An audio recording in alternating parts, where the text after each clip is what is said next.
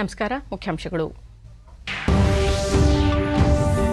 ರಾಜ್ಯದಲ್ಲಿ delta plus virus ಪತ್ತೆ, ಎಲ್ಲಾ ಜಿಲ್ಲೆಗಳಲ್ಲಿಯೂ ಸೋಂಕು ಪರೀಕ್ಷೆಗೆ ಕ್ರಮ. ಡಾ ಕೆ ಸುಧಾಕರ್. ಕೋವಿಡ್ ಲಸಿಕೆ ವಿತರಣೆಯಲ್ಲಿ ಮೈಲುಗಲ್ಲು ಸಾಧಿಸಿದ ಕರ್ನಾಟಕ. ಈವರೆಗೆ ಒಟ್ಟು 2 ಕೋಟಿಗೂ ಅಧಿಕ ಮಂದಿಗೆ ಲಸಿಕೆ. ಮುಖ್ಯಮಂತ್ರಿ ಬಿಎಸ್ ಯಡಿಯೂರಪ್ಪ. ಕೊರೋನಾ 3ನೇ ಅಲೆ ತಡೆಗೆ ಮುಂಜಾಗ್ರತಾ ಕ್ರಮ. ಈಗಾಗಲೇ 1,700 ವೈದ್ಯರ ನೇಮಕಕ್ಕೆ ಸಂಪುಟ ಅನುಮತಿ. ಮುರುಗೇಶ್ ನಿರಾಣಿ. ಪ್ರಸಕ್ತ ಮುಂಗಾರು ಹಂಗಾಮಿನಲ್ಲಿ ವಾಡಿಕೆಗಿಂತ 31% ಅಧಿಕ ಮಳೆ. ಮುಂದಿನ 1 ವಾರ ದಕ್ಷಿಣ ಭಾರತದ ಕೆಲವೆಡೆ ಭಾರೀ ವರ್ಷಧಾರೆ. ಹವಾಮಾನ ಇಲಾಖೆ ಮಾಹಿತಿ. ವಾರ್ತೆಗಳ ವಿವರ. ರಾಜ್ಯದಲ್ಲಿ ಕೊರೋನಾ ಸಾಂಕ್ರಾಮಿಕ ಡೆಲ್ಟಾ ರೂಪಾಂತರಿ ಡೆಲ್ಟಾ ಪ್ಲಸ್ ವೈರಸ್ ಪ್ರಭೇದ ಪತ್ತೆಯಾಗಿದೆ ಎಂದು ಆರೋಗ್ಯ ಸಚಿವ ಡಾ ಕೆ ಸುಧಾಕರ್ ಬೆಂಗಳೂರಿನಲ್ಲಿಂದು ತಿಳಿಸಿದ್ದಾರೆ. ಮೈಸೂರಿನ ವ್ಯಕ್ತಿಯೊಬ್ಬರಲ್ಲಿ ಈ ಸೋಂಕು ಕಾಣಿಸಿಕೊಂಡಿದ್ದು, ಸೋಂಕಿತರ ಹಿತದೃಷ್ಟಿಯಿಂದ ಗೌಪ್ಯತೆ ಕಾಯ್ದುಕೊಳ್ಳಲಾಗಿದೆ. ಅವರಲ್ಲಿ ಯಾವುದೇ ರೋಗ ಲಕ್ಷಣಗಳು ಕಂಡುಬಂದಿಲ್ಲ ಹಾಗೂ ಪ್ರಾಥಮಿಕ ಹಾಗೂ ದ್ವಿತೀಯ ಸಂಪರ್ಕಿತರಿಗೆ ಸೋಂಕು ಹರಡಿಲ್ಲ. ಆದಾಗ್ಯೂ ವ್ಯಕ್ತಿಯನ್ನು ಪ್ರತ್ಯೇಕವಾಗಿರಿಸಲಾಗಿದೆ ಎಂದು ಹೇಳಿದ್ದಾರೆ. ಡೆಲ್ಟಾ ಪ್ಲಸ್ ವೈರಸ್ ಹರಡದಂತೆ ಪ್ರತಿ ಜಿಲ್ಲೆಯಲ್ಲೂ 5% ಡೆಲ್ಟಾ ಪ್ಲಸ್ ಪರೀಕ್ಷೆಯನ್ನು ವ್ಯಾಪಕವಾಗಿ ನಡೆಸಲಾಗುವುದು. ಸೋಂಕು ಈಗಾಗಲೇ ಹರಡಿರಬಹುದಾದ ಶಂಕೆ ಇರುವ ಜಿಲ್ಲೆಗಳಲ್ಲಿ ಹೆಚ್ಚಿನ ಮಟ್ಟದ ಸೋಂಕು ಪತ್ತೆ ಪರೀಕ್ಷೆ ನಡೆಸಲಾಗುವುದು. ಇದಕ್ಕಾಗಿ 6 ಪ್ರಯೋಗಾಲಯಗಳನ್ನು ಸ್ಥಾಪಿಸಲು ನಿರ್ಧರಿಸಿದ್ದು, ಡೆಲ್ಟಾ ಪ್ಲಸ್ ವೈರಸ್ ಬಗ್ಗೆ ನಿರಂತರವಾಗಿ ಗಮನ ಹರಿಸಲಾಗುತ್ತಿದ್ದು, ಮಾದರಿ ಸಂಗ್ರಹಿಸುವ ಕಾರ್ಯ ನಡೆಯಲಿದೆ ಎಂದಿದ್ದಾರೆ. ಈಗಾಗಲೇ ಮಹಾರಾಷ್ಟ್ರ, ಮಧ್ಯಪ್ರದೇಶ ಹಾಗೂ ಕೇರಳದಲ್ಲಿ ಡೆಲ್ಟಾ ಪ್ಲಸ್ ಸೋಂಕು ಕಾಣಿಸಿಕೊಂಡಿರುವ ಹಿನ್ನೆಲೆಯಲ್ಲಿ ರಾಜ್ಯದಲ್ಲಿ ಮುಂಜಾಗ್ರತಾ ಕ್ರಮಕ್ಕೆ ಸರ್ಕಾರ ಮುಂದಾಗಿದೆ. ಭಾರತ ಸೇರಿದಂತೆ ವಿಶ್ವದ 80 ದೇಶಗಳಲ್ಲಿ ಡೆಲ್ಟಾ ರೂಪಾಂತರಿ ಹಾಗೂ 9 ದೇಶಗಳಲ್ಲಿ ಡೆಲ್ಟಾ ಪ್ಲಸ್ ರೂಪಾಂತರಿ ಪತ್ತೆಯಾಗಿದೆ.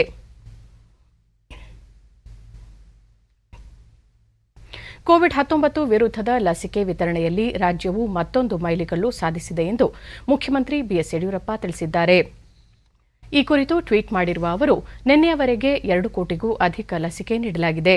ರಾಜ್ಯದ ಪ್ರತಿಯೊಬ್ಬ ವಯಸ್ಕರಿಗೂ ಈ ವರ್ಷದ ಕೊನೆಯ ವೇಳೆಗೆ ಲಸಿಕೆ ವಿತರಣೆ ಸರ್ಕಾರದ ಗುರಿಯಾಗಿದೆ ಎಂದಿದ್ದಾರೆ. ಇದೇ ವೇಳೆ ಕೋವಿಡ್ ನಿರ್ಮೂಲನೆಗಾಗಿ ರಾಜ್ಯಕ್ಕೆ ಸಹಕರಿಸಿದ ಕೇಂದ್ರ ಸರ್ಕಾರಕ್ಕೆ ಮುಖ್ಯಮಂತ್ರಿಯವರು ಧನ್ಯವಾದ ಸಲ್ಲಿಸಿದ್ದಾರೆ.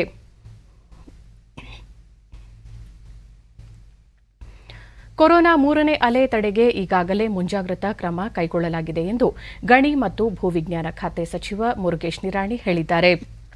ಕಲಬುರಗಿಯಲ್ಲಿ ಸುದ್ದಿಗಾರರೊಂದಿಗೆ ಅವರು, ಗ್ರಾಮೀಣ ಭಾಗದ ಕಟ್ಟಕಡೆಯ ವ್ಯಕ್ತಿಯು ಕೋವಿಡ್ ನಿಯಂತ್ರಣ ನಿಯಮಾವಳಿ ಪಾಲಿಸುವ ಕುರಿತು ಖಚಿತಪಡಿಸಿಕೊಳ್ಳಲಾಗುತ್ತಿದೆ. ಸೋಂಕು ನಿಯಂತ್ರಣಕ್ಕೆ ಈಗಾಗಲೇ ಕ್ರಮ ಕೈಗೊಳ್ಳಲಾಗಿದ್ದು, ಎಚ್ಚರಿಕೆಯಿಂದ ದೈನಂದಿನ ಕಾರ್ಯಚಟುವಟಿಕೆಗಳನ್ನು ಪುನರಾರಂಭಿಸಬೇಕು ಎಂದರು. ಈಗಾಗಲೇ 1,700 ವೈದ್ಯರ ನೇಮಕಕ್ಕೆ ಸಂಪುಟದ ಅನುಮೋದನೆ ದೊರೆತಿದ್ದು, ಸದ್ಯ 27 ವೈದ್ಯರನ್ನು ನೇಮಕ ಮಾಡಿಕೊಳ್ಳಲಾಗಿದೆ. ಡಿ ದರ್ಜೆ ನೌಕರರ ನೇರ ನೇಮಕಾತಿಗೂ ಅನುಮತಿ ದೊರೆತಿದ್ದು, ನೇಮಕಾತಿ ಪ್ರಕ್ರಿಯೆ ಆರಂಭವಾಗಿದೆ ಎಂದು ಸಚಿವರು ತಿಳಿಸಿದರು. ಜಿಲ್ಲೆಯಲ್ಲಿ ಸುಮಾರು 15 ವರ್ಷಗಳಿಂದ ಮುಚ್ಚಲ್ಪಟ್ಟಿರುವ ಇಎಸ್ಐ ಆಸ್ಪತ್ರೆಯನ್ನು ಹೊಸ ಆಸ್ಪತ್ರೆಯಾಗಿ ಮಾರ್ಪಡಿಸುವ ಕಾರ್ಯ ಪ್ರಗತಿಯಲ್ಲಿದ್ದು, ಇನ್ನು 15 ದಿನಗಳಲ್ಲಿ ಆಸ್ಪತ್ರೆ ಸಾರ್ವಜನಿಕರಿಗೆ ಮುಕ್ತವಾಗಲಿದೆ ಎಂದು ಮುರುಗೇಶ್ ನಿರಾಣಿ ಹೇಳಿದರು. ಮುಖಾಂತರ ಮತ್ತೆ ಮೊದಲಿನಂತೆ ಎಲ್ಲ ಕಾರ್ಯಕಲಾಪಗಳು ನಡೆಯುವುದರ ಸಲುವಾಗಿ ಎಚ್ಚರಿಕೆಯಿಂದ ನಾವು ಕೆಲಸಗಳನ್ನು ಪ್ರಾರಂಭ ಮಾಡಬೇಕಾಗಿದೆ. ಅದಕ್ಕೆ ತಮ್ಮ ಮುಖಾಂತರ ಕಲಬುರಗಿ ಜಿಲ್ಲೆಯ ಮತ್ತು ರಾಜ್ಯದ ಜನತೆಗೆ ನಾನು ವಿನಂತಿ ಮಾಡಲಿಕ್ಕೆ ಇಚ್ಛೆ ಪಡ್ತಾ ಇದ್ದೀನಿ. ಮೊದಲಿನಂತೆ ಮಾಸ್ಕ್ಗಳನ್ನು ಧರಿಸುವಂಥದ್ದು, ಡಿಸ್ಟೆನ್ಸನ್ನು ಮೇಂಟೈನ್ ಮಾಡುವಂಥದ್ದು, ಮನೇಲಿ ಯಾರಿಗಾದ್ರೂ ಸಿಂಪ್ಟಮ್ಸ್ ಬಂದರೆ ಅವ್ರನ್ನ ಐಸೋಲೇಟ್ ಆಗಿಡುವಂಥದ್ದು, ದಿನನಿತ್ಯ ಮನೆಯಲ್ಲಿ ಬಿಸಿನೀರನ್ನೇ ಉಪಯೋಗ ಮಾಡುವಂಥದ್ದು, ಈ ರೀತಿ ಏನು ಮೊದಲು ಹೇಳಿದ್ದೀವಿ ಅದನ್ನೇ ಮುಂದುವರಿಸಲಿಕ್ಕೆ ನಾನು ವಿನಂತಿಯನ್ನು ಮಾಡ್ತೇನೆ. ನಾವು ಜಿಲ್ಲಾಡಳಿತದಿಂದ ಡಿಸ್ಟ್ರಿಕ್ಟ್ ಮಿನರಲ್ ಫಂಡ್ದಿಂದ ಕಲಬುರಗಿ ಜಿಲ್ಲೆಯ ಎಲ್ಲ ತಾಲೂಕಿಗೂ ಸಹಿತ ಆ ತಾಲೂಕಿಗೆ ಬೇಕಾಗಿರುವಂಥ ಆಕ್ಸಿಜನ್ ಜನರೇಟರನ್ನು ನಾವು ಅಲ್ಲೇ ಮಾಡ್ತಾಯಿದ್ದೀವಿ. ನಮಗೆ ಬೇಕಾಗುವಂಥ ಆಕ್ಸಿಜನ್ ಸಿಲಿಂಡರ್ ಸಹಿತ ನಾವು ನಮ್ಮ ಜಿಲ್ಲೆಗೇ ಸಂಪೂರ್ಣವಾಗಿ ವಿಲೇಜ್ ಮಟ್ಟದಲ್ಲಿಯೂ ಸಹಿತ ಸಪ್ಲೈ ಮಾಡೋದ್ರ ಕಡೆ ಗಮನ ಹರಿಸಿ ಆಕ್ಸಿಜನ್ ಸಿಲಿಂಡರ್ ಸಹಿತ ಕೊಡುವಂಥದ್ರ ಕಡೆ ಗಮನ ಹರಿಸುವಂಥದ್ದು. ಎಂಥ ಪರಿಸ್ಥಿತಿಯಲ್ಲಿ ಬೆಡ್ಗಳ ಕೊರತೆ ಆಗಲಾರ್ದಂತೆ ನಾವು ನೋಡ್ಕೋತಾ ಇದ್ದೀವಿ. ನಂತರ ವೈದ್ಯರ ಕೊರತೆ ಆಗಲಾರ್ದಂತೂ ಸಹಿತ ನಾವು ನೋಡ್ತಾ ಇದ್ದೀವಿ. ಕೊರೋನಾ ವಿರುದ್ಧದ ಹೋರಾಟದಲ್ಲಿ ಭಾರತ ಲಸಿಕಾ ಅಭಿಯಾನವನ್ನು ವ್ಯಾಪಕಗೊಳಿಸಿದ್ದು ಬರುವ ಡಿಸೆಂಬರ್ ವೇಳೆಗೆ 200 ಕೋಟಿ ಡೋಸ್ ಲಸಿಕೆ ನೀಡಲು ಸಜ್ಜಾಗಿದೆ ಎಂದು ಬಿಜೆಪಿ ರಾಷ್ಟ್ರೀಯ ಅಧ್ಯಕ್ಷ ಜೆಪಿ ನಡ್ಡಾ ಹೇಳಿದ್ದಾರೆ.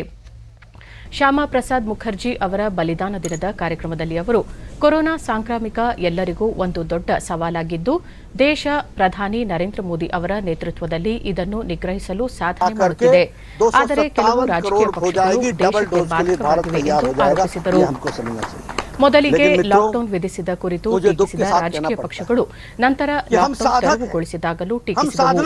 ಲಸಿಕೆ ನೀಡಲು ದೇಶ ಸಜ್ಜಾದಾಗ ಲಸಿಕೆಯ 3ನೇ ಚಿಕಿತ್ಸಾಲಯ ಪ್ರಯೋಗ ನಡೆದಿಲ್ಲ ಎಂದು ಟೀಕಿಸಿದರು. ಆದರೆ ಈಗ ಕದ್ದು ಮುಚ್ಚಿ ಲಸಿಕೆ ಹಾಕಿಸಿಕೊಳ್ಳುತ್ತಿದ್ದಾರೆ ಎಂದು ಹೇಳಿದರು. ಆರೋಗ್ಯದ ವಿಷಯದಲ್ಲಿ ರಾಜಕೀಯ ಮನೋಭಾವ ತೋರುವ ಪ್ರತಿಪಕ್ಷಗಳ ವಿರುದ್ಧ ಆಕ್ರೋಶ ವ್ಯಕ್ತಪಡಿಸಿದ ನಡ್ಡಾ ಆ ಪಕ್ಷದ ನಾಯಕರು ಸಾಮಾಜಿಕ ಮತ್ತು ಸುದ್ದಿ ಮಾಧ್ಯಮಗಳಲ್ಲಿ ಹೇಳಿಕೆ ನೀಡುವುದರೊಂದಿಗೆ ಜನರಲ್ಲಿ ಗೊಂದಲ ಮೂಡಿಸುತ್ತಿವೆ ಎಂದು ಆರೋಪಿಸಿದರು. 2ನೇ ಅಲೆಯ ಸಂದರ್ಭದಲ್ಲಿ ರಾಜಕೀಯ ಪಕ್ಷಗಳು ಸ್ವಯಂ ಕ್ವಾರಂಟೈನ್ ಆಗಿದ್ದವು. ಆದರೆ ಬಿಜೆಪಿಯ ಪ್ರತಿಯೊಬ್ಬ ಕಾರ್ಯಕರ್ತರು ಕೋವಿಡ್ ಶಿಷ್ಟಾಚಾರ ಪಾಲಿಸುವುದರೊಂದಿಗೆ ಸೇವೆಯೇ ಸಂಘಟನೆ ಎಂದು ಜನರ ನೆರವಿಗೆ ನಿಂತರು ಎಂದು ಹೇಳಿದರು. इंजेक्शन लगाऊंगा नहीं और इन्होंने ये भी कहा कि इसकी ट्रिपल जो तीसरी ट्रायल होनी है वो ट्रायल नहीं हुई है, इसलिए हम इस वैक्सीन से भारत के मानवता को खतरा है, ये भी कहा. यानी लोगों को भटकाने का काम किया. और इनसे खुद पूछो तो सारे चुपके जाके वैक्सीन लगा चुके हैं. लेकिन भारतीय जनता पार्टी का कार्यकर्ता, एक कार्यकर्ता अपने जान को जोखिम में डालकर हेल्थ के प्रोटोकॉल्स फॉलो करता हुआ सेवा ही. ಕೊರೋನಾ ಸೋಂಕಿನಿಂದ ದೇಶ ಎದುರಿಸಿದ ಸವಾಲನ್ನು ಕೇಂದ್ರ ಹಾಗೂ ರಾಜ್ಯ ಸರ್ಕಾರಗಳ ಸಮನ್ವಯತೆಯಿಂದ ನಿಭಾಯಿಸಿದ ರೀತಿ ಹಾಗೂ ಈ ಸಾಂಕ್ರಾಮಿಕದ ನಡುವೆಯೇ ದೇಶದ ಅರ್ಥವ್ಯವಸ್ಥೆಯಲ್ಲಿ ಆದ ಸುಧಾರಣಾ ಕ್ರಮಗಳ ಕುರಿತು ಪ್ರಧಾನಿ ನರೇಂದ್ರ ಮೋದಿ ಅವರು ಲಿಂಕ್ಡ್ಇನ್ನಲ್ಲಿ ತಮ್ಮ ಅನಿಸಿಕೆ ಅಭಿಪ್ರಾಯಗಳನ್ನು ಹಂಚಿಕೊಂಡಿದ್ದಾರೆ. ಕೊರೋನಾ ಸಾಂಕ್ರಾಮಿಕವು ನೀತಿ ನಿರೂಪಣೆಯ ವಿಷಯದಲ್ಲಿ ಜಗತ್ತಿನ ಎಲ್ಲಾ ದೇಶಗಳಿಗೆ ಹೊಸ ಸವಾಲು ತಂದೊಡ್ಡಿದೆ. ಭಾರತವು ಇದಕ್ಕೆ ಹೊರತಾಗಿಲ್ಲ. ಸಮುದಾಯದ ಕಾರ್ಯಕ್ರಮಗಳಿಗೆ, ಜನ ಕಲ್ಯಾಣಕ್ಕೆ ಸಂಪನ್ಮೂಲ ಸಂಗ್ರಹಿಸುವುದು ಸಹ ದೊಡ್ಡ ಸವಾಲುಗಳಲ್ಲಿ ಒಂದು. ಆದರೆ ಕೇಂದ್ರ ಮತ್ತು ರಾಜ್ಯ ಸರ್ಕಾರಗಳ ಸಹಭಾಗಿತ್ವದಲ್ಲಿ ಸಂಪನ್ಮೂಲ ಸಂಗ್ರಹದಲ್ಲಿ ಗಮನಾರ್ಹ ಸುಧಾರಣೆಯಾಗಿದೆ.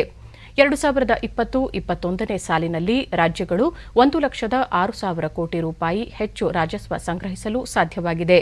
ಇದು ಉತ್ತಮ ಸಾಧನೆ ಎಂದು ಹೇಳಿದರು.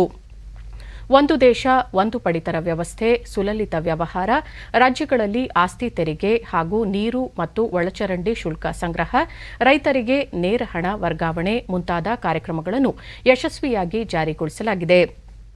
ಕೊರೋನಾ ಸಾಂಕ್ರಾಮಿಕದ ನಡುವೆ ಅಲ್ಪಾವಧಿಯಲ್ಲೇ ಕೇಂದ್ರ ಮತ್ತು ರಾಜ್ಯ ಸರ್ಕಾರಗಳು ಜೊತೆಗೂಡಿ ಜನಸ್ನೇಹಿ ಸುಧಾರಣೆಗಳನ್ನು ಜಾರಿಗೊಳಿಸಿವೆ. ಸಂಕೀರ್ಣ ಸವಾಲು ಹೊಂದಿದ್ದ ದೊಡ್ಡ ರಾಷ್ಟ್ರಗಳಲ್ಲಿ ಇದೊಂದು ಅನನ್ಯ ಅನುಭವವೇ ಸರಿ ಎಂದು ತಿಳಿಸಿದ್ದಾರೆ.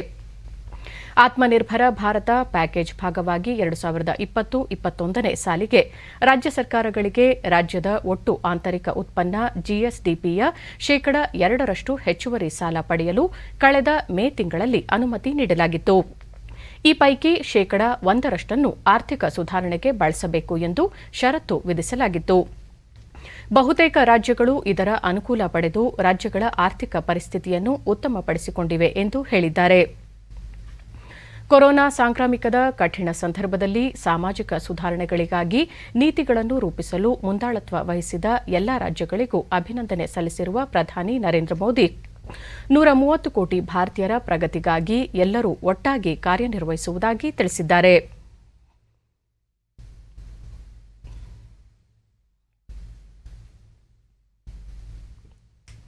ದೇಶದಲ್ಲಿ ಕೊರೋನಾ 3ನೇ ಅಲೆ ನಿಯಂತ್ರಣಕ್ಕೆ ಸಾರ್ವಜನಿಕರ ಸಾಮಾಜಿಕ ಜವಾಬ್ದಾರಿ ಅತ್ಯಗತ್ಯವಾಗಿದ್ದು, ಈ ನಿಟ್ಟಿನಲ್ಲಿ ಪ್ರತಿಯೊಬ್ಬರೂ ಸರ್ಕಾರದ ಮಾರ್ಗಸೂಚಿಗಳನ್ನು ಪಾಲಿಸುವುದು ಅಗತ್ಯ ಎಂದು ನೀತಿ ಆಯೋಗದ ಸದಸ್ಯ ಡಾ ವಿಕೆ ಪಾಲ್ ತಿಳಿಸಿದ್ದಾರೆ. ದೆಹಲಿಯಲ್ಲಿ ನಿನ್ನೆ ಸುದ್ದಿಗೋಷ್ಠಿಯಲ್ಲಿ ಅವರು ಸೋಂಕು ರೂಪಾಂತರಗೊಳ್ಳುವ ಮೂಲಕ 3ನೇ ಅಲೆ ಕಾಣಿಸಿಕೊಳ್ಳಬಹುದು. ಆದರೆ ಅದರ ಪ್ರಸರಣಕ್ಕೆ ಅವಕಾಶ ನೀಡದಂತೆ ಎಚ್ಚರಿಕೆ ವಹಿಸುವುದು ಅತ್ಯಗತ್ಯವಾಗಿದೆ. ವೈಯಕ್ತಿಕ ಮತ್ತು ಆಡಳಿತ ಒಟ್ಟಾಗಿ ಕಾರ್ಯನಿರ್ವಹಿಸುವ ಅಗತ್ಯವಿದೆ ಎಂದು ತಿಳಿಸಿದರು. ವೈರಸ್ನ ಜೀವಂತಿಕೆಗೆ ವ್ಯಕ್ತಿಯ ದೇಹದಲ್ಲಿ ಆಶ್ರಯ ಪಡೆಯುವುದು ಸಾಮಾನ್ಯ. ಅದಕ್ಕಾಗಿ ನಾನಾ ರೀತಿಯಲ್ಲಿ ರೂಪಾಂತರಗೊಳ್ಳುತ್ತದೆ. ಆದರೆ ಲಸಿಕೆ ಪಡೆಯುವ ಮೂಲಕ ರೋಗ ನಿರೋಧಕ ಶಕ್ತಿ ಹೆಚ್ಚಿಸಿಕೊಳ್ಳುವುದರ ಮೂಲಕ ಸೋಂಕು ತಡೆಗೆ ಮುನ್ನೆಚ್ಚರಿಕೆ ವಹಿಸುವುದು ಎಲ್ಲರ ಜವಾಬ್ದಾರಿಯಾಗಿದೆ.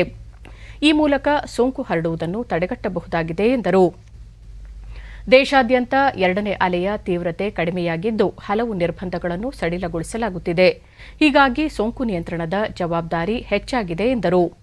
ನಿನ್ನೆ ದೇಶಾದ್ಯಂತ ಆಯೋಜಿಸಿದ್ದ ಲಸಿಕಾ ಅಭಿಯಾನದಲ್ಲಿ 88,09,634 ಮಂದಿಗೆ ಲಸಿಕೆ ನೀಡಲಾಗಿದೆ. ಇದರಲ್ಲಿ 56,09,786 ಮಂದಿ ಗ್ರಾಮೀಣ ಭಾಗಗಳಲ್ಲಿ ಲಸಿಕೆ ಪಡೆಯುವುದರ ಮೂಲಕ 63.68% ಸಾಧನೆ ಮಾಡಿದ್ದರೆ 36.32% ಮಂದಿ ಅಂದರೆ 31,99,848 ಮಂದಿ ನಗರ ಪಟ್ಟಣ ಪ್ರದೇಶದವರು ಲಸಿಕೆ ಪಡೆದಿದ್ದಾರೆ. ದಾಖಲೆ ಸಂಖ್ಯೆಯಲ್ಲಿ ಲಸಿಕೀಕರಣ ಮುಂದುವರೆದಿದ್ದು ಆಡಳಿತ ಮತ್ತು ಲಸಿಕೆ ಪಡೆದವರು ಮೂರನೇ ಅಲೆಯನ್ನು ಸಮರ್ಥವಾಗಿ ಎದುರಿಸಲು ಸಾಧ್ಯವಿದ್ದು ಮುಂಜಾಗ್ರತೆ ಅತ್ಯವಶ್ಯ ಎಂದರು. ಶಾಲೆಗಳ ಆರಂಭ ಕುರಿತಂತೆ ಪ್ರಶ್ನೆಯೊಂದಕ್ಕೆ ಉತ್ತರಿಸಿದ ಅವರು, ಶಾಲೆ ಆರಂಭದಿಂದ ಜನಸಂದಣಿ ಅಧಿಕವಾಗುತ್ತದೆ. ಇದರಿಂದ ಸೋಂಕು ವ್ಯಾಪಕವಾಗುವ ಸಾಧ್ಯತೆ ಇದೆ. ಆದ್ದರಿಂದ ಲಸಿಕೀಕರಣ ಹಾಗೂ ಸೋಂಕಿನ ಪ್ರಮಾಣ ಆಧರಿಸಿ ಸೂಕ್ತ ನಿರ್ಧಾರ ಕೈಗೊಳ್ಳಬೇಕಾಗುತ್ತದೆ ಎಂದರು. 46% of those who received vaccine yesterday were women. 53% or so were men. ये बैलेंस जो है, इम्बैलेंस है जो थोड़ा सा, इसको ठीक करना होगा. विमेन और मेन की प्रोपोर्शन ठीक होनी चाहिए, बराबर होनी चाहिए. और जहां जहां भी ये इम्बैलेंस है इसको हमने मिलकर ठीक करना है. हमें महिलाओं को आगे लाना है वैक्सीनेशन के लिए और उनको प्रेरित करना है, उनके लिए आसान करना है. तो एक लेसन इमर्ज होता है कि थोड़ा सा जो जेंडर इम्बैलेंस है इसको हम ठीक करें और उस तरफ हम अपने कदम बढ़ाएं. और इस लेसन को हम लेके जो व्यवस्था में सुधार, व्यवस्था में जागरूकता बढ़ाने की ज़रूरत है उसके ऊपर काम किया जाएगा. जैसे जैसे वैक्सीन की उपलब्धता बढ़ती है उसी वैक्सीन की प्रोडक्शन को एब्जॉर्ब करने के लिए, इस्तेमाल करने के लिए हमें जो हमारा एवरेज फ्लो चला हुआ है उसको धीरे धीरे बढ़ाना है. आज भी बहुत सिग्निफिकेंट नंबर वैक्सीनेशन लगेंगे, इसमें कोई डाउट नहीं है.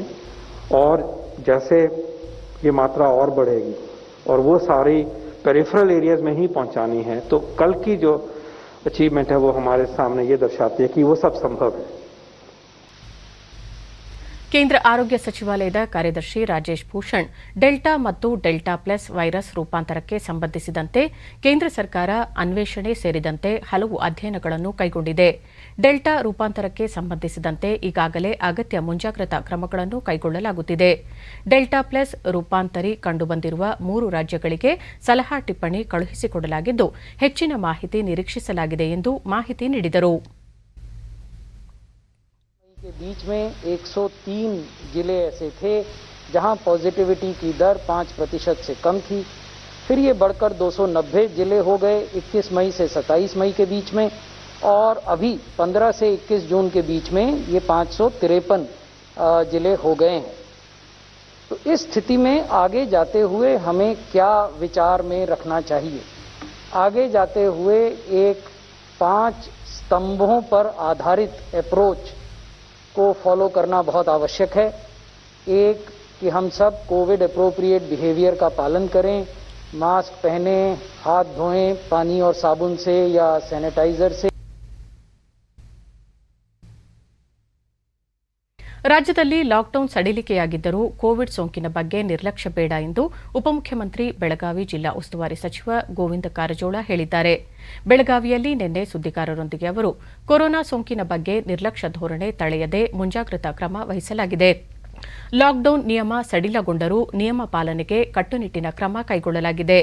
ಬೆಳಗಾವಿಯಲ್ಲಿ 299 ಬ್ಲ್ಯಾಕ್ ಫಂಗಸ್ ಪ್ರಕರಣಗಳು ಪತ್ತೆಯಾಗಿದ್ದು 181 ಜನರು ಜಿಲ್ಲಾ ಆಸ್ಪತ್ರೆಯಲ್ಲೂ ಹಾಗೂ 168 ಜನರು ಖಾಸಗಿ ಆಸ್ಪತ್ರೆಗಳಲ್ಲಿ ಚಿಕಿತ್ಸೆ ಪಡೆದಿದ್ದಾರೆ. 171 ಜನರ ಶಸ್ತ್ರಚಿಕಿತ್ಸೆ ಯಶಸ್ವಿಯಾಗಿದೆ ಎಂದು ಅಂಕಿಅಂಶ ನೀಡಿದರು. ಸರ್ಕಾರ ಮತ್ತು ಖಾಸಗಿ ಆಸ್ಪತ್ರೆಯಲ್ಲಿ ಚಿಕಿತ್ಸೆಯನ್ನು ತಗೊಳ್ತಾ ಇದ್ದಾರೆ. ಒಟ್ಟು ಇದುವರೆಗೂ 132 ಜನ ಆರಾಮಾಗಿ ಮನೆಗೆ ಹೋಗಿದ್ದಾರೆ. 30 ಜನ ಸತ್ತಿದ್ದಾರೆ. ಜಿಲ್ಲೆಯಲ್ಲಿ ಬ್ಲ್ಯಾಕ್ ಫಂಗಸ್ನಿಂದ ಸತ್ತಿರ್ತಕ್ಕಂಥವ್ರು ಒಟ್ಟು ಜಿಲ್ಲೆಯಲ್ಲಿ 30 ಜನ ನಿಧನ. ಅಂತಾರಾಜ್ಯ ಗಡಿಗಳನ್ನ ಬಂದ್ ಮಾಡಬೇಕು ಅಂಥೇಳಿ ಸ್ವಲ್ಪ ಬಿಗಿಯಾಗಿಡಬೇಕಂತ ನಾನು ಇವತ್ತು ಕೂಡ ಸೂಚನೆ ಕೊಟ್ಟಿದ್ದೀನಿ. ಯಾಕಂದ್ರೆ ಅಂತಾರಾಜ್ಯದಿಂದನೇ ನಮಗೆ ಬರ್ತಕ್ಕಂಥದ್ದು ಮತ್ತು ನಮ್ಮದು ಮಹಾರಾಷ್ಟ್ರ ಹೊಂದಿಕೊಂಡಂಥ ಜಿಲ್ಲೆ ಇದು. ಎವ್ರಿಡೇ ನಮ್ಮದು ಅವ್ರದ್ದು ಸಂಬಂಧಗಳು ಕೊಡೋದು ತೊಗೊಳ್ಳೋದು ಎಲ್ಲ ಇದ್ದೇ ಇರ್ತದೆ. ಅದಕ್ಕಾಗಿ ಸ್ವಲ್ಪ ಬಿಗಿಯಾಗಿರಬೇಕು ಅಂತ ಹೇಳಿದ್ದೀನಿ. ಅದರ ಬಗ್ಗೆ ಗಮನ ಹರಿಸ್ತೀನಿ. ಈಗಾಗಲೇ ಬಳ್ಳಾರಿ ನಾಲಾ ಸಲುವಾಗಿ ಒಂದು ವಿಶೇಷವಾದಂಥ ಪ್ರಾಜೆಕ್ಟ್ ರಿಪೋರ್ಟನ್ನು ರೆಡಿ ಮಾಡಿ ಕಳಿಸಿದ್ದಾರೆ ಸರ್ಕಾರಕ್ಕೆ. 800 ಕೋಟಿ ರೂಪಾಯಿದ್ದು DPR ತಯಾರು ಮಾಡಿ ಕಳಿಸಿದ್ದಾರೆ. ಬಹುಶಃ ಈ ಸಂಕಷ್ಟದ ಸಮಯದಲ್ಲಿ ಬಳ್ಳಾರಿ ನಾಲೆ ವರ್ಕ್ ನಾವು ಈ ವರ್ಷದಲ್ಲೇ ಅಂದರೆ 21-22ನೇ ಸಾಲಿನಲ್ಲಿ ತೊಗೊಳ್ಳಿಕ್ಕೆ ಆಗ್ತದಲ್ಲೋ ಸಂಶಯ ಅದ. ಖಂಡಿತವಾಗಿಯೂ ನೆಕ್ಸ್ಟ್ ಬಜೆಟ್ನಲ್ಲಿ ಸೇರಿಸಲಿಕ್ಕೆ ಪ್ರಯತ್ನ. ಮೊನ್ನೆ CM ಅವರು ವಿಶೇಷ ಪ್ಯಾಕೇಜ್ ಮಾಡಿದಾರಲ್ಲ, BPL ಕಾರ್ಡ್ನಿಂದ ಇದ್ದಂಥವರು ಕುಟುಂಬದಲ್ಲಿ ದುಡಿತಕ್ಕಂಥ ಒಬ್ಬ ವ್ಯಕ್ತಿಗೆ, ಒಂದು ಕುಟುಂಬಕ್ಕೆ ಒಬ್ಬರು ದುಡಿತಕ್ಕಂಥ ವ್ಯಕ್ತಿ, ಅವನು ದುಡಿಯುವಂಥ ವ್ಯಕ್ತಿ ಸತ್ತದ್ರಿಂದ ಅವ್ರ ಸಂಸಾರಕ್ಕೆ ತೊಂದರೆ ಆಗಬಾರ್ದು ಅಂಥ ಕುಟುಂಬಗಳಿಗೆ 1 ಲಕ್ಷ ರೂಪಾಯಿ ಕೊಡ್ತಕ್ಕಂಥ ಕೆಲಸ ಮಾಡ್ತೀವಿ. ಮತ್ತು ಅವ್ರಿಗೆ ಹೆಣ್ಣು ಮಕ್ಕಳು ಉಳಿದಿದ್ರಂದ್ರೆ ಅವ್ರಿಗೆ ಮಾಸಾಸನ ವಿಡೋ ಪೆನ್ಷನ್ ಕೊಡ್ತಕ್ಕಂಥ. ಕೋವಿಡ್ ಲಸಿಕಾ ಅಭಿಯಾನದ ನೆರವಿಗಾಗಿ 20ಕ್ಕೂ ಅಧಿಕ ದೇಶಗಳು ಕೋವಿನ್ ವೇದಿಕೆಯಲ್ಲಿ ಆಸಕ್ತಿ ತೋರಿವೆ ಎಂದು ಕೇಂದ್ರ ಆರೋಗ್ಯ ಸಚಿವ ಡಾ ಹರ್ಷವರ್ಧನ್ ತಿಳಿಸಿದ್ದಾರೆ. ಈ ಕುರಿತು ಟ್ವೀಟ್ ಮಾಡಿರುವ ಸಚಿವರು, ಲಸಿಕಾ ಅಭಿಯಾನಕ್ಕೆ ನೆರವು ನೀಡುವ ಸಂಬಂಧ ಹಲವು ರಾಷ್ಟಗಳು ಆಸಕ್ತಿ ತೋರಿವೆ. ದೇಶದ ಲಸಿಕಾ ಕಾರ್ಯಕ್ರಮದ ಕುರಿತು ಅನುಮಾನ ವ್ಯಕ್ತಪಡಿಸಿದ ಜನರಿಗೆ ಇದು ಉತ್ತರವಾಗಿದೆ ಎಂದಿದ್ದಾರೆ. ಜೂನ್ 30ರಂದು ನಡೆಯುವ ಜಾಗತಿಕ ಸಮ್ಮೇಳನದಲ್ಲಿ ಭಾರತವು ಕೋವಿನ್ ಯಶಸ್ಸಿನ ಕಥೆಯನ್ನು ಜಗತ್ತಿನೊಂದಿಗೆ ಹಂಚಿಕೊಳ್ಳಲಿದೆ ಎಂದು ಸಚಿವ ಹರ್ಷವರ್ಧನ್ ಹೇಳಿದ್ದಾರೆ.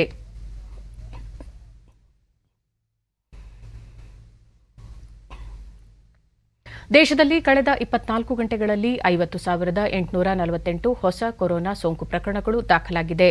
ಇದರೊಂದಿಗೆ ಒಟ್ಟು ಸೋಂಕಿತರ ಸಂಖ್ಯೆ 3,28,709ಕ್ಕೆ ಏರಿಕೆಯಾಗಿದೆ. ಇದೇ ಅವಧಿಯಲ್ಲಿ 68,817 ಸೋಂಕಿತರು ವಿವಿಧ ಆಸ್ಪತ್ರೆಗಳಿಂದ ಬಿಡುಗಡೆಯಾಗಿದ್ದಾರೆ.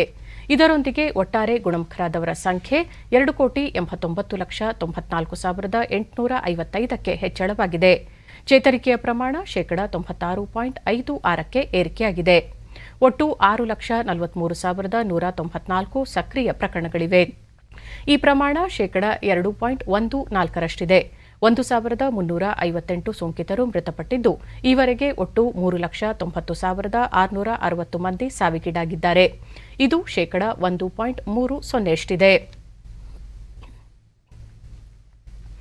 ದೇಶದಲ್ಲಿ ಲಸಿಕೆ ಅಭಿಯಾನ ವಿಶೇಷವಾಗಿ ಮುಂದುವರೆದಿದೆ. ಇದುವರೆಗೆ 29,40,39,511 ಮಂದಿಗೆ ಲಸಿಕೆ ನೀಡಲಾಗಿದೆ ಎಂದು ಕೇಂದ್ರ ಆರೋಗ್ಯ ಸಚಿವಾಲಯ ತಿಳಿಸಿದೆ. ಕಳೆದ 24 ಗಂಟೆಗಳಲ್ಲಿ 54,24,374 ಮಂದಿಗೆ ಲಸಿಕೆ ನೀಡಲಾಗಿದೆ. ದೇಶದಲ್ಲಿ ಕೊರೋನಾ ಮಾದರಿಗಳ ಪರೀಕ್ಷಾ ಸಾಮರ್ಥ್ಯದಲ್ಲಿ ನಿರಂತರವಾಗಿ ಹೆಚ್ಚಳ ಮಾಡಲಾಗುತ್ತಿದ್ದು, ಇದುವರೆಗೆ ಒಟ್ಟು 39,59,73,198 ಮಂದಿಗೆ ಕೊರೋನಾ ಮಾದರಿ ಪರೀಕ್ಷೆ ನಡೆಸಲಾಗಿದೆ. ನಿನ್ನೆ ಒಂದೇ ದಿನ 19,01,056 ಮಂದಿಯ ಮಾದರಿ ಪರೀಕ್ಷಿಸಲಾಗಿದೆ ಎಂದು ಭಾರತೀಯ ವೈದ್ಯಕೀಯ ಸಂಶೋಧನಾ ಮಂಡಳಿ ICMR ತಿಳಿಸಿದೆ.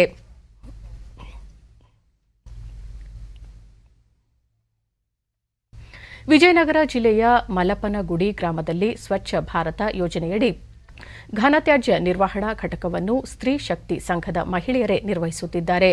ಕಸ ಸಂಗ್ರಹ, ವಾಹನ ಚಾಲನೆಯಿಂದ ಹಿಡಿದು ತ್ಯಾಜ್ಯ ಮಾರಾಟವರೆಗಿನ ಎಲ್ಲಾ ಹಂತಗಳನ್ನು ಮಹಿಳೆಯರೇ ನಿರ್ವಹಿಸುತ್ತಿರುವುದು ವಿಶೇಷ.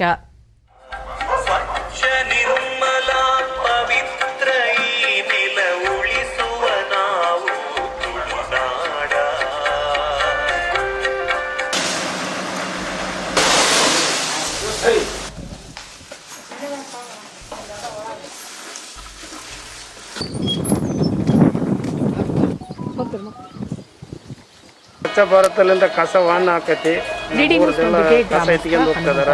ಸ್ವಚ್ಛ ಭಾರತ ಯೋಜನೆಯಡಿ ಪ್ರತಿದಿನ ಕಸದ ವಾಹನ ಪ್ರತಿ ಮನೆಯಿಂದ ಕಸ ಸಂಗ್ರಹಿಸುತ್ತಿರುವುದರಿಂದ ಗ್ರಾಮದಲ್ಲಿ ಸ್ವಚ್ಛತೆ ಕಾಣಬಹುದಾಗಿದೆ ಎಂದು ಸಂತಸ ವ್ಯಕ್ತಪಡಿಸಿದರು. ಇಲ್ಲಿ ಊರಾಗ ಬೀಳ್ತದೆ ಸರ್, ಓಣಿಗಳಾಗ ಇಲ್ಲಿ ಎಲ್ಲ ಪವರ್ ಊರುಗಳಾಗೆಲ್ಲ ಸುತ್ತರ್ಕೊಂಡು ಮನೆಗಳು ಸುತ್ತ ಬೀಳ್ತಿತ್ತು. ಅದಕ್ಕೆ ಭಾಳ ತೊಂದರೆ ಆಗ್ತಿತ್ತು. ಹಂಗಾಗಿ ಈ ಗಾಡಿ ಬಂದಾಗ್ಲಿದ್ದ ಭಾಳ ಕ್ಲೀನ್ ಆಗ್ತದೆ ಸರ್. ಎಲ್ಲ ಯಾವ ಬಾಟ್ಲಿಗಳಂತೆ ಅವು ಅಂತೀವಿ ಕಸ ಹಂಗ ಹೋಗ್ಯಾರ ಎಲ್ಬೇಕಲ್ಲೇ ಈ ಸ್ವಚ್ಛ ಭಾರತದಿಂದ ಭಾಳ ಕ್ಲೀನ್ ಆಗ್ತೈತಿ, ಊರಿಗೆ ಭಾಳ ಒಳ್ಳೇದಾಗೈತೆ ಸರ್ ನಮ್ಮ ಗ್ರಾಮ ಪಂಚಾಯತ್. ಈಗ ಗಾಡಿ ಬಂದಾಗ ದಿನ ಬರ್ತೈತಿ. ಮೊದಲು ಗಾಡಿಯಲ್ಲಿ ಹಾಕುತ್ತಿದ್ದು, ಇದರಿಂದ ಗಾಳಿಗೆ ಪ್ಲಾಸ್ಟಿಕ್ ಪೇಪರ್ಗಳು ಚರಂಡಿ ಸೇರುತ್ತಿತ್ತು. ಇದೀಗ ವಾಹನದಲ್ಲಿ ಮನೆಯ ಬಳಿಯೇ ಕಸ ಸಂಗ್ರಹಣೆಯಿಂದ ಈ ಸಮಸ್ಯೆ ನಿವಾರಣೆಯಾಗಿದೆ ಎಂದು ಹೇಳಿದರು. ಡಸ್ಟ್ಬಿನ್ ಹಾಕಿ ಗಾಡಿ ಒಳಗೆ ಅದಕ್ಕೆ ಹಾಕೋದಕ್ಕೆ ಓಣಿಗಳು ವಾಹನಾಗಿ ಚಚ್ಚು ಹೋಗ್ಯದವ. ಚರಂಡಿ ಕೂಡ ವಾಹನಾಗಿ ಬಂದು ಎಲ್ಲದಲ್ಲಿ ವಾಹನ. ಮತ್ತೋರ್ವ ಗ್ರಾಮಸ್ಥೆ ಹುಲಿಗೆಮ್ಮ, ಮೊದಲು ಹೊಲ, ರಸ್ತೆ ಹೀಗೆ ಎಲ್ಲೆಂದರಲ್ಲಿ ಕಸ ಸಂಗ್ರಹವಾಗುತ್ತಿತ್ತು. ಈಗ ಕಸ ಸಂಗ್ರಹ ವಾಹನ ವ್ಯವಸ್ಥೆ ಇರುವುದರಿಂದ ವಾಹನಕ್ಕೆ ಕಸ ಹಾಕುವ ಪ್ರಜ್ಞೆ ಮೂಡಿದೆ ಎಂದು ಹರ್ಷ ವ್ಯಕ್ತಪಡಿಸಿದರು. ಗ್ರಾಮದ ಮಹಿಳೆ ತಾಯಮ್ಮ, ಕಸ ಸಂಗ್ರಹ ವ್ಯವಸ್ಥೆಯಿಂದ ಸುಧಾರಣೆ ಕಂಡುಬಂದಿದೆ, ಸ್ವಚ್ಛತೆ ಕಾಪಾಡಲಾಗಿದ್ದು ರೋಗ ರುಜಿನಗಳ ಪ್ರಮಾಣ ಕಡಿಮೆಯಾಗಿದೆ ಎಂದು ವಿವರಿಸಿದರು. ರೋಗ ರುಜಿ ಕಡಿಮೆ ಆಗೈತಿ, ಇದು ಬಂದಾಗಿಂದ ತುಂಬಾ ಅನುಕೂಲವಾಗಿದೆ ಸರ್. ನೀವು ಮಹಿಳೆಯರು ಗಾಡಿನೂ ಓಡಿಸಬಹುದಲ್ಲಮ್ಮ. ಇನ್ನು ತ್ಯಾಜ್ಯ ಸಂಗ್ರಹ ವಾಹನ ಚಾಲಕಿ ಉಮಿತಾ ದೇವರಮನೆ, ಜಿಲ್ಲಾ ಪಂಚಾಯತ್ ಕಾರ್ಯನಿರ್ವಹಣಾಧಿಕಾರಿಗಳ ಪ್ರೇರಣೆಯಿಂದಾಗಿ ಇದೀಗ ಘಟಕದ ಮೇಲ್ವಿಚಾರಣೆಯ ಜವಾಬ್ದಾರಿಯ ಜೊತೆಗೆ ವಾಹನ ಚಾಲನೆಯನ್ನು ಮಾಡುತ್ತಿರುವುದಾಗಿ ಹೇಳಿದರು. ಒಂದೇ ಅಲ್ಲ, ಕಾಯಕವೇ ನಮ್ಮ ಕೈಲಾಸ ಅನ್ನ ಇದು ಮನಸ್ಸಿನಲ್ಲಿ ಇಟ್ಕೊಂಡು ಮಾಡಿ ಯಾವುದಾದ್ರೂ ಕೆಲಸ ಮಾಡಿ ನೀವು ಮುಂದೆ ಬರುವುದಲ್ಲ. ಪುರುಷರಷ್ಟೇ ಮಾಡುವಂತ ಆಗಿಲ್ಲ, ಹೆಣ್ಮಕ್ಳು ಮಾಡಬಹುದು ಅನ್ನೋದು ಛಲ ಇಟ್ಕೊಂಡಿರ್ವಿ ಅಂತ ಹೇಳಕ್ಕೆ ಇಷ್ಟಪಡ್ತೀನಿ ಸರ್. ಘನತ್ಯಾಜ್ಯ ಘಟಕ ತಾಲೂಕು ಪಂಚಾಯತ್ ಸಹಾಯಕ ನಿರ್ದೇಶಕ ಉಮೇಶ್, ಈ ವ್ಯವಸ್ಥೆ ಇಡೀ ರಾಜ್ಯಕ್ಕೆ ಮಾದರಿಯಾಗಿದೆ. ಕಸ ಸಂಗ್ರಹಕ್ಕೆ ವಾಹನ ಚಾಲನೆ, ವಿಂಗಡಣೆ, ಸಂಬಂಧಪಟ್ಟವರಿಗೆ ವಿತರಣೆ ಹೀಗೆ ಪ್ರತಿ ಹಂತದಲ್ಲೂ ಮಹಿಳೆಯರೇ ಕಾರ್ಯನಿರ್ವಹಿಸುತ್ತಿರುವುದು ಇಲ್ಲಿನ ವಿಶೇಷ ಎಂದರು. ಹೊಸಪೇಟೆ ತಾಲೂಕಿನ ಈ ಮಲಪನಗುಡಿ ಗ್ರಾಮ ಪಂಚಾಯಿತಿಯಲ್ಲಿ ಒಂದು ಚಾಲೆಂಜ್ ಆಗಿ ಇದನ್ನ ಕಳೆದ 2 ವರ್ಷದಿಂದ ಸ್ವೀಕರಿಸಿದ್ದೀವಿ. ಸೊ ಅದ್ರ ಭಾಗವಾಗಿ ಇಲ್ಲಿ ಹಿಂದೆ ಏನು ನಡೀತಾ ಇದೆ, ಇದು ಕಸವನ್ನು ಮಲ್ಪನಗುಡಿ ಗ್ರಾಮ ಪಂಚಾಯತಿ ವ್ಯಾಪ್ತಿಯ 6 ಹಳ್ಳಿಗಳಲ್ಲಿ ಸಂಗ್ರಹ ಆಗ್ತಕ್ಕಂಥ ಕಸನ ಕಲೆಕ್ಟ್ ಮಾಡಿಬಿಟ್ಟು ಅದನ್ನು ಇಲ್ಲಿ ಸೆಗ್ರಿಗೇಟ್ ಮಾಡ್ತಾರೆ. ಇದನ್ನು ರೀಸೈಕಲ್ ಮಾಡ್ತಕ್ಕಂಥ ಫ್ಯಾಕ್ಟ್ರಿಗಳವರು ಮತ್ತು ಇದಕ್ಕೆ ಮಾರ್ಕೆಟ್ ಏನಿದೆ ಆ ಮಾರ್ಕೆಟ್ ಪರ್ಸನ್ಸ್ ಬಂದು ಕಲೆಕ್ಟ್ ಮಾಡ್ಕೊತಾರೆ. ಇದು ಒಂದು ಇಡೀ ರಾಜ್ಯದೊಳಗೆ ಕೇವಲ ಮಹಿಳೆಯರಿಂದನೇ ನಿರ್ವಹಣೆ ಮಾಡ್ತಕ್ಕಂಥ ಘನತ್ಯಾಜ್ಯ ಘಟಕ ಆಗಿ ಇವತ್ತು ಇದು ಮಾರ್ಪಟ್ಟಿದೆ. ಘನತ್ಯಾಜ್ಯ ನಿರ್ವಹಣಾ ಘಟಕ ಇದೆ. ಗ್ರಾಮ ಪಂಚಾಯತ್ ಅಭಿವೃದ್ಧಿ ಅಧಿಕಾರಿ ಸಣ್ಣ ಹನುಮಂತಪ್ಪ, ಘನತ್ಯಾಜ್ಯ ಸಂಗ್ರಹಕ್ಕೆ ಪೂರಕವಾಗಿ ಎರೆಹುಳು ತೊಟ್ಟಿ ಮಾಡಲಾಗಿದೆ. ಜೊತೆಗೆ ನೀರಿನ ತೊಟ್ಟಿ, ವಾಹನ ನಿಲುಗಡೆ ವ್ಯವಸ್ಥೆಯನ್ನು ಉದ್ಯೋಗ ಖಾತರಿ ಯೋಜನೆಯಡಿ ಮಾಡಲಾಗಿದೆ ಎಂದು ಮಾಹಿತಿ ನೀಡಿದರು. ಕಲೆಕ್ಟ್ ಮಾಡ್ಕೊಂಡು ಬರ್ತಾರಲ್ಲ ಸರ್, ಅದರಲ್ಲಿ ಬರ್ತಕ್ಕಂಥ ಒಂದು ಹಸಿ ಕಸವನ್ನ ಇದರಲ್ಲಿ ಹಾಕಿ ಅದು ಕೊಳೆಸಿ ನಂತರ ಅದನ್ನು ಗೊಬ್ಬರವನ್ನಾಗಿ ಮಾಡಿ, ಎರೆಹುಳು ಗೊಬ್ಬರವನ್ನಾಗಿ ಮಾಡಿ ಅದನ್ನು ಮಾರಾಟ ಮಾಡ್ಬೇಕನ್ನುವಂಥ ಉದ್ದೇಶ ಇದೆ. ಅದೇ ರೀತಿ ನಾವು ಪ್ರತಿನಿತ್ಯ ಕೂಡ ಹಸಿ ಕಸವನ್ನು ಇದರಲ್ಲಿ ಹಾಕಿ ಕೊಳೆಸಿ ಮತ್ತು ಅದನ್ನು ಗೊಬ್ಬರವನ್ನಾಗಿ ಮಾರ್ಪಾಡು ಮಾಡ್ತಾ ಇದ್ದೀವಿ ಸರ್. ಅದೇ ರೀತಿ ಪಕ್ಕಕ್ಕೆ ನೀರಿನ ತೊಟ್ಟಿ.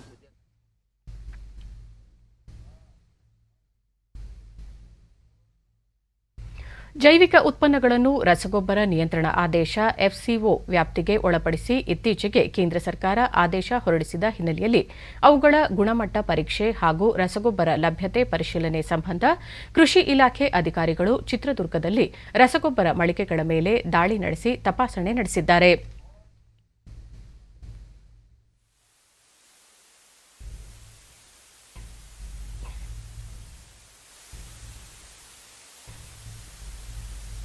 ಮೆಕ್ಕೆಜೋಳ ಬೀಜ ಮತ್ತು ಈರುಳ್ಳಿ ಬೀಜ. ಡಿಡಿ ನ್ಯೂಸ್ನೊಂದಿಗೆ ರಸಗೊಬ್ಬರ ಮಾರಾಟಗಾರ ಸುದರ್ಶನ್ ರೆಡ್ಡಿ, ಇತ್ತೀಚಿನ ದಿನಗಳಲ್ಲಿ ಉತ್ತಮ ಮಳೆಯಾಗಿದ್ದು ರಸಗೊಬ್ಬರ ಖರೀದಿಗೆ ರೈತರು ಮುಂದಾಗಿದ್ದಾರೆ. ಈ ಸಂದರ್ಭದಲ್ಲಿ ಸ್ಯಾನಿಟೈಸರ್ ಬಳಕೆ ಮಾಡಲಾಗುತ್ತಿದ್ದು ಮುಖಗವಸು ಧರಿಸುವ ಬಗ್ಗೆ ರೈತರಲ್ಲಿ ಅರಿವು ಮೂಡಿಸಲಾಗುತ್ತಿದೆ ಎಂದರು. ಸಾಯಂಕಾಲ 5 ಗಂಟೆವರೆಗೂ ಟೈಮ್ ಇರ್ತದೆ, ಹಂಗಾಗಿ ಅವ್ರು ಬಂದು ಅವ್ರಿಗೇನು ಬೇಕು ಅನ್ನೋದು ತಗೊಂಡು ಹೋಗ್ತಾ ಇದ್ದಾರೆ. ಸರ್, ನಾವು ಕಂಪಲ್ಸರಿ ಸ್ಯಾನಿಟೈಸರ್ ಯೂಸ್ ಮಾಡ್ತಾ ಇದ್ದೀವಿ ಒಂದು, ಮತ್ತು ಮಾಸ್ಕ್ ಕಂಪಲ್ಸರಿ ಅಡ್ವೈಸ್ ಮಾಡ್ತಾ ಇದ್ದೀವಿ, ಮತ್ತು ಸೋಷಿಯಲ್ ಡಿಸ್ಟೆನ್ಸು ಪಾಲನೆ ಮಾಡೋಕ್ಕೆ ಹೇಳ್ತೀವಿ ರೈತರಿಗೆ. ಮ್ಯಾಕ್ಸಿಮಮ್ ನಮ್ಮ ಹತ್ರ ಬರೋರು ಎಲ್ಲರೂ ಮಾಸ್ಕು ಉಪಯೋಗಿಸ್ಬೇಕು ಅಂತ ಹೇಳ್ತೀವಿ, ಮತ್ತು ಕೆಲವ್ರು ಯಾರು ತಂದಿರಲ್ಲ ಅವ್ರಿಗೆ ನಮ್ಮ ಕಡೆಯಿಂದನೂ ಮಾಸ್ಕ್ನ ಕೊಡ್ತೀವಿ ನಾವೇನೆ. ರಸಗೊಬ್ಬರ ಮಳಿಗೆ ಮಾಲೀಕ, ಇದೀಗ ಕಠಿಣ ನಿರ್ಬಂಧಗಳು ಸಡಿಲಗೊಂಡಿದ್ದು ರೈತರು ಹೆಚ್ಚಿನ ಸಂಖ್ಯೆಯಲ್ಲಿ ರಸಗೊಬ್ಬರ ಖರೀದಿ ಮಾಡುತ್ತಿದ್ದಾರೆ. ಕೋವಿಡ್ ನಿಯಮ ಪಾಲನೆಗೆ ರೈತರಲ್ಲಿ ಜಾಗೃತಿ ಮೂಡಿಸಲಾಗುತ್ತಿದೆ ಎಂದರು.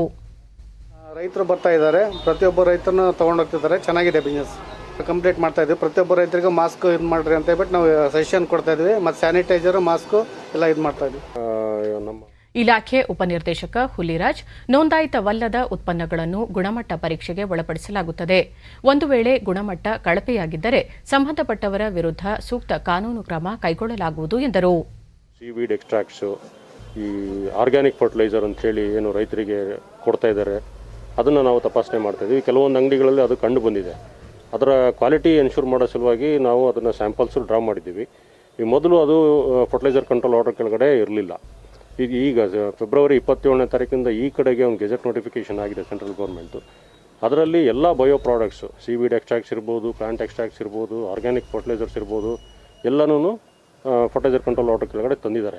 ಏನು ನಮ್ಮ ರಸಗೊಬ್ಬರ ಜಂಟಿ ಕೃಷಿ ನಿರ್ದೇಶಕ ಪಿ ರಮೇಶ್ ಕುಮಾರ್ ರಸಗೊಬ್ಬರ ಮಾರಾಟದ ವಿವರಗಳನ್ನು ರೈತರ ಆಧಾರ್ ಸಂಖ್ಯೆ ಸಹಿತ ಪಿಒಎಸ್ ಯಂತ್ರಗಳಲ್ಲಿ ದಾಖಲು ಮಾಡುವುದರೊಂದಿಗೆ ಯಾವ ರೈತರಿಗೆ ಯಾವ ರಸಗೊಬ್ಬರ ಎಷ್ಟು ಬೇಕಾಗುತ್ತದೆ ಎಂಬ ಅಂದಾಜು ದೊರೆಯಲಿದ್ದು ದಾಸ್ತಾನು ಲಭ್ಯತೆ ಖಾತರಿಪಡಿಸಲು ಅನುಕೂಲವಾಗಲಿದೆ ಎಂದರು. ಬಂದು ಅದು ಆಧಾರ್ ಬೇಸ್ಡ್ ಮೆಷಿನ್ಸ್ ಇರ್ತದೆ. ಅಂದ್ರೆ ಪ್ರತಿಯೊಂದು ರೈತರ ಆಧಾರ್ ನಂಬರ್ನ ಎಂಟ್ರಿ ಮಾಡಿ ಯಾವ ರೈತರು ಎಷ್ಟು ತಗೊಂಡೋದ್ರು.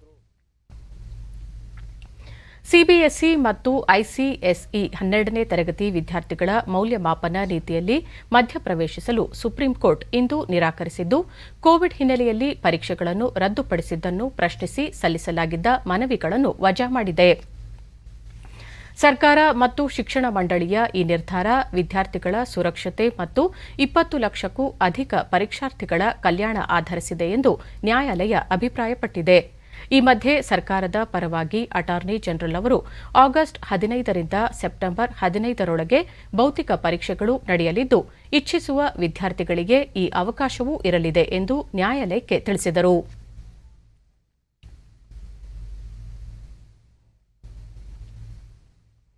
ಪ್ರಸಕ್ತ ಮುಂಗಾರು ಹಂಗಾಮಿನಲ್ಲಿ ಈವರೆಗೆ ದೇಶದಲ್ಲಿ ವಾಡಿಕೆಗಿಂತ 31% ಹೆಚ್ಚುವರಿ ಮಳೆಯಾಗಿದೆ ಎಂದು ಭಾರತೀಯ ಹವಾಮಾನ ಇಲಾಖೆ ತಿಳಿಸಿದೆ.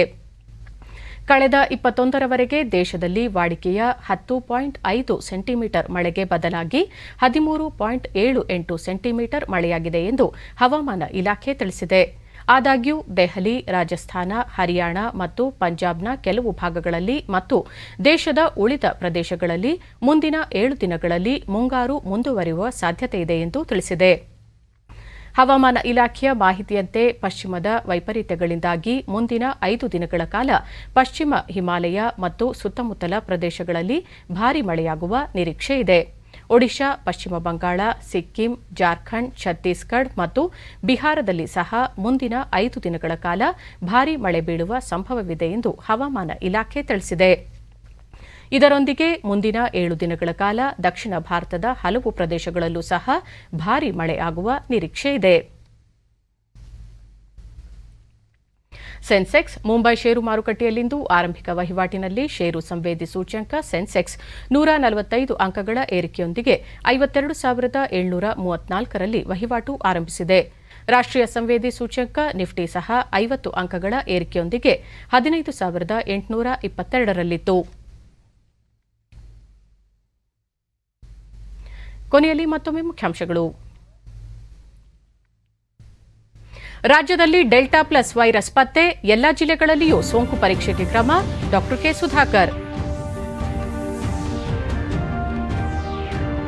ಕೋವಿಡ್ ಲಸಿಕೆ ವಿತರಣೆಯಲ್ಲಿ ಮೈಲುಗಲ್ಲು ಸಾಧಿಸಿದ ಕರ್ನಾಟಕ, ಈವರೆಗೆ ಒಟ್ಟು 2 ಕೋಟಿಗೂ ಅಧಿಕ ಮಂದಿಗೆ ಲಸಿಕೆ.